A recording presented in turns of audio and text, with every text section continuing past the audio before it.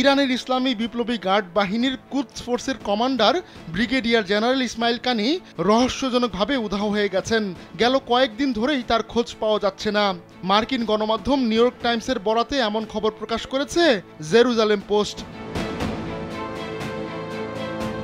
Israeli গণমাধ্যম N12 শনিবার জানিয়েছে, ব্রিগেডিয়ার জেনারেল ইসমাইল কানি হয়তো বৈরুতের দক্ষিণাঞ্চলে চালানো ইসরায়েলি বাহিনীর হামলায় নিহত হয়েছেন।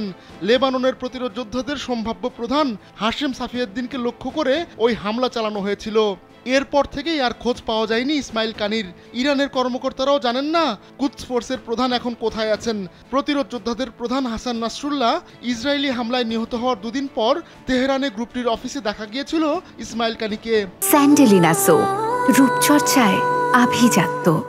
তবে শুক্রবার নাসরুল্লাহর স্মরণে ইরান যে আয়োজন করেছিল তাতে দেখা যায়নি এই সামরিক কর্মকর্তাকে।